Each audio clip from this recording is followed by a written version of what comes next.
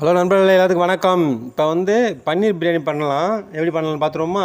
ஒரு குக்கரை தூக்கி வச்சு கொஞ்சம் சிறிது எண்ணெயை ஊற்றி, போதுமான அளவுக்கு எண்ணெயை ஊற்றி, கடுகு, சீரகம், சோம்பு, பட்டை, கிராம்பு எல்லாத்தையும் போட்டு ஒரு வதக்குன்னு வதக்கி, அதுக்கப்புறம் ஒரு வெங்காயத்தை வெட்டி போட்டு அதையும் ஒரு வதக்கி, ஒரு தக்காளியை வெட்டி போட்டு அதையும் 2 வதக்கி எடுத்துக்கிட்டு, பன்னீரை லைட்டாக ஒரு அப்படியே ஒரு கிண்டு எடுத்து வச்சுக்கிற வேண்டியதான்.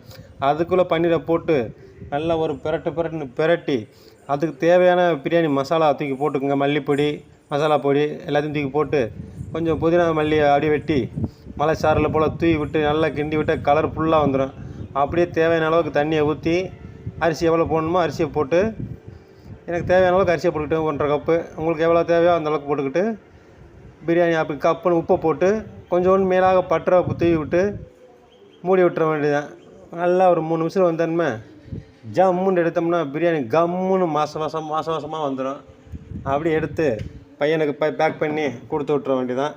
இந்த பக்கம் அதுக்கு ஒரு வெங்காயம், ஒரு தக்காளி, ஒரே ஒரு சின்ன ஒரு பீஸ் தேங்காய் எடுத்து இவங்கள ஃபுல்லாக குறமுறன்னு அரைச்சி, அதுக்கிடையில் ஒரு கடாய் எடுத்து வச்சு கொஞ்சம் எண்ணெயை ஊற்றி, அந்த கடாயில் எண்ணெயை ஊற்றி, அதுக்கப்புறம் இந்த அரைச்சி வச்சுருந்த கிரேவி, அதுக்கு தேவையான ஒரு மிளகா கொஞ்சம் அதை போட்டு தாளித்து எடுத்துகிட்டு, ஒரு குடமிளகா கொஞ்சம் ஒரு மிளகா பீஸு போட்டு 4 பன்னீரை அப்படியே வறுத்து வச்சுருந்தேன். அதை அவனுக்கு கிரேவி மாதிரி தொட்டு சாப்பிட்றதுக்கு நல்லா இருக்குமேன்றக்காக அப்படியே அந்த பன்னீரை போட்டு ஒரு பிரட்டி நம்ம அரைச்சி வச்சுருந்த தக்காளி வெங்காயம் கலவை எடுத்து அப்படியே இந்த பன்னீர் கிரேவி மேலே உள்ளே ஊற்றி விட்டு, அதுக்கு தேவையான பொடி, மல்லிப்பொடி, காரப்பொடி எவ்வளோ தேவையோ அந்தளவுக்கு கொஞ்சமாக போட்டுக்கிட்டு, இவங்களை போட்டு நல்லா பிரட்டி அரைச்சி ஊற்றினதுக்கப்புறம் அப்படியே ஒரு மூடி வச்சோம்னா நல்லா கொதித்து வந்துடுவாங்க.